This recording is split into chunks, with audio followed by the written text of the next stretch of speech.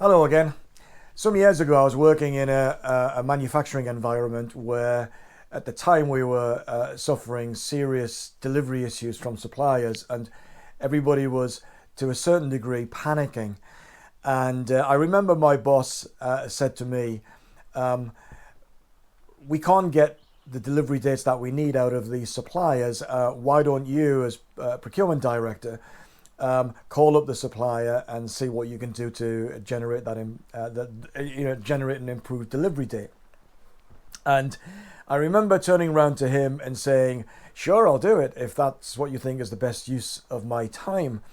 But recognize that if I do that, then what's likely to happen is that, sure, I'll get a better delivery date, but I will completely undermine the authority of the person in my team who was responsible for managing that supplier on an ongoing basis. And it'll make it doubly difficult for her to get good dates next time we've got a little crisis going on."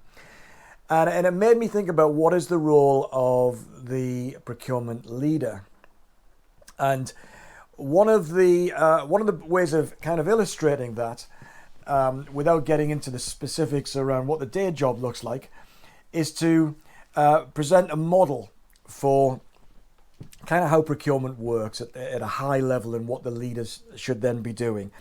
And within this model, we've got, in a typical procurement organization, sitting kind of in the middle here in the what we call the primary system, we have supply inputs coming in from suppliers, effectively managed by procurement, and then we've got outputs going into user functions within our business, whether that's a service or a product.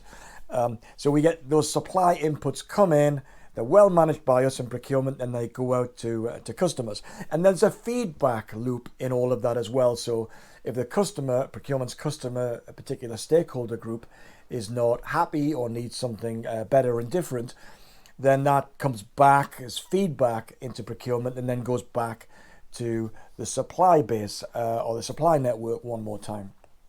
So that's constantly being iterated. So we're constantly getting those inputs, passing them on as outputs, and then monitoring feedback and see if we can improve the system, the primary system.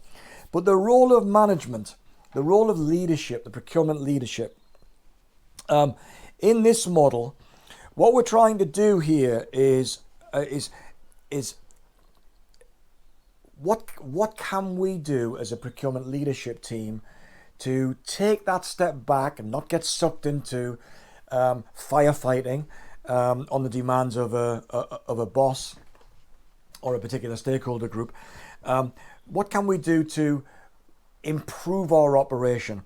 And if we want to achieve extraordinary customer satisfaction, stakeholder satisfaction, one of the things that we need to do is we need to develop a deepening understanding of the requirements of our internal customers and maybe customers outside the business on procurement. So not enough just to take feedback from busy stakeholders. We want to be thinking, if we want to develop the right strategy that's going to have the biggest impact on those stakeholders, then it would be wise for us to do to undertake a lot more research and really understanding what those needs and wants are from each of those stakeholders. And then what we can do is we can then build clarity around the purpose of procurement and how it operates within the system, and align what we're doing with the needs of stakeholders and the corporation at large. And all of that provides feedback back to how we go about our operation. We need to then think about continually repositioning procurement based on our learning of what works and doesn't work.